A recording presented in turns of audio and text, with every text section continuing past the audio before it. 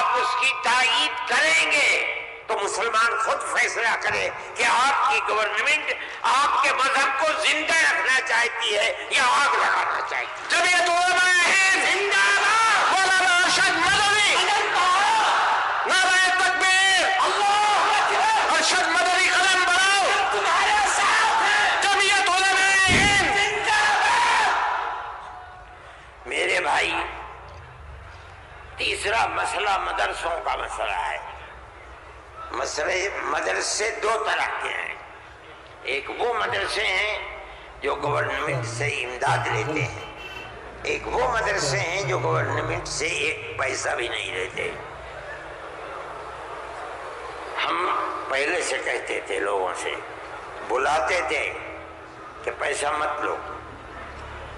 یہ ہو نہیں سکتا کہ گورنمنٹ دے اور تم سے لینا، یہ نہیں ہو سکتا۔ آج سے تقریباً 15-20 سال پہلے دلی کے اندر ایک میٹنگ بلائی، بہار کے لوگ بھی اس وقت گورنمنٹ میں تھے، یہ بھی تھے، اور وہ یہ تھی کہ مدرسے والوں کو ہم پیسہ دیں گے۔ سب نے منع کر دیا کہ ہم نہیں جائیں گے۔ میں نے یہ سوچا کہ مجھے جانا چاہیے، چنانچہ میں چلا گیا وہاں۔ انہوں نے مجھے اسٹیج پر بلا دیا، اس کے اندر بڑے بڑے وزراء بیٹھے ہوئے تھے، ارجن سنگھ بھی تھے اور دوسرے لوگ تھے۔ وہاں تقریر کرنے والوں نے تقریر کی مدرسوں کے خلاف، میں خاموش بیٹھا رہا۔ اس کے بعد مجھ کو کہا کہ آپ بولیں۔ میں بولے، میں نے ان سے کہا کہ آپ نہیں جانتے کہ مدرسوں کا کردار کیا ہے۔ میں آپ کو بتاتا ہوں، جب 1857 کے اندر لوگوں کا قتل عام ہو گیا تو اب ملک کی آزادی کے لیے جہاد کرنے والے مجاہد ہی ختم ہو گئے۔ جن لوگوں نے جہاد کیا تھا وہ جیل میں پکڑے گئے۔ جب عام معافی کا اعلان ہوا تو علماء نکلے اور سر جوڑ کر بیٹھے۔ 57 میں جہاد ہوا تھا، ٹھیک 9 سال کے بعد 1866 میں دارالعلوم کی بنیاد رکھی۔ کیوں؟ اب مجاہد زندہ نہیں رہے، دارالعلوم میں جنگ آزادی کے لیے مجاہدین کی فیکٹری بنانی تھی، وہ ہے دارالعلوم کے اوپر۔ مدارس اسلامیہ زندہ باد، جمعیت علماء ہند زندہ باد، نعرہ تکبیر، اللہ اکبر، مدارس اسلامیہ، اللہ اکبر۔ اس فیکٹری سے بڑے بڑے ہزاروں مدرسے بن گئے۔ جہاں دنیا میں جائیے، نیو یارک میں چلے جائیے، واشنگٹن میں چلے جائیے، لندن میں چلے جائیے، ساؤتھ افریقہ میں چلے جائیے، اور ایشیا کے اندر تو جس ملک میں قدم رکھو یہیں کے فارغ ہیں یا یہاں کے فارغ ہونے والے کے شاگرد ہیں، جنہوں نے مدرسے بنا رکھے ہیں۔ یہ مدرسے در حقیقت ملک کی آزادی کی ضمانت ہے۔ Decathlon.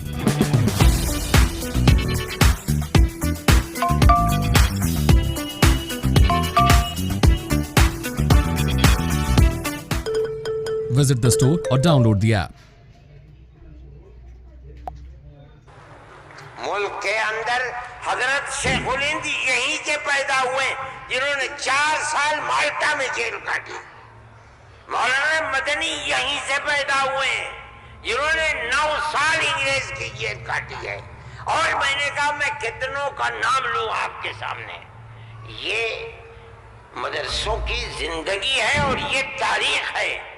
آپ اس تاریخ کو بجھانا چاہتے ہیں، کہتے ہیں بالکل نہیں۔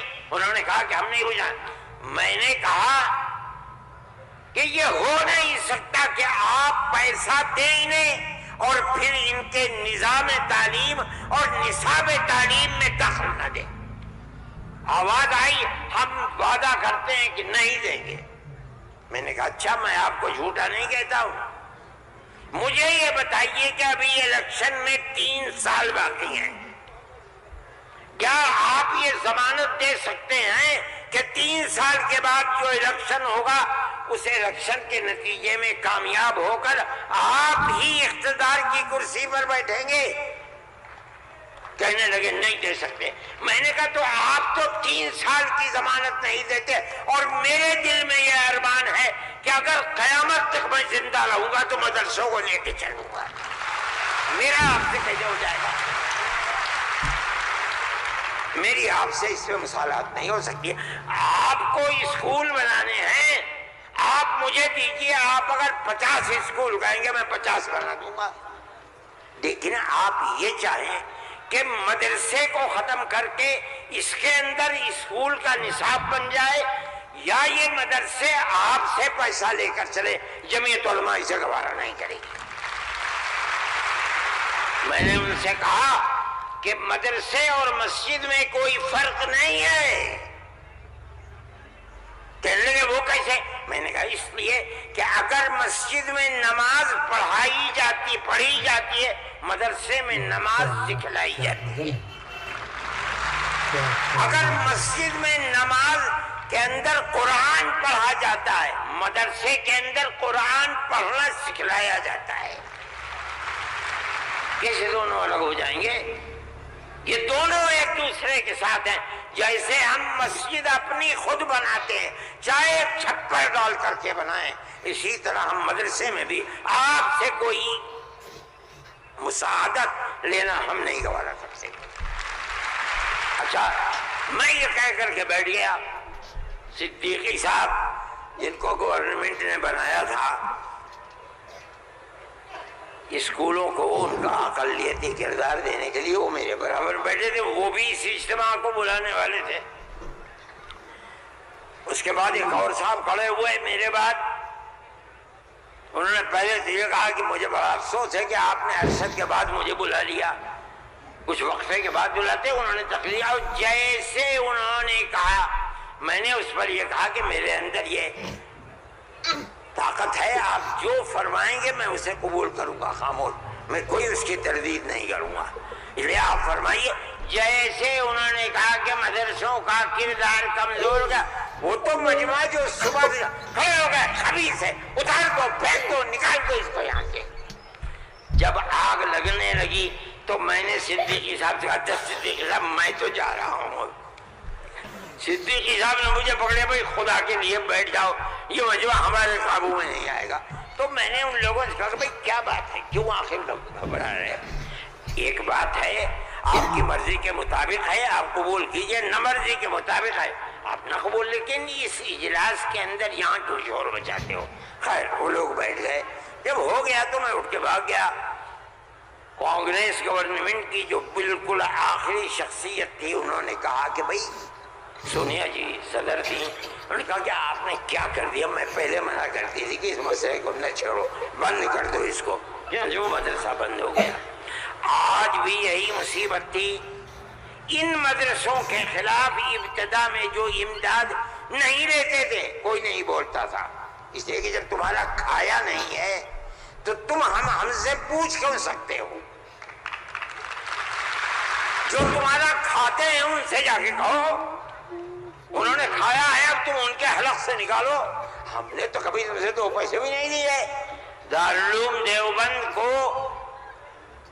سن 56 کے اندر، 1956 میں، جو اس وقت یہاں بہار کے آدمی تھے اور ملک کے صدر جمہوریہ تھے ڈاکٹر راجندر پرساد، وہ دیوبند آئے تھے۔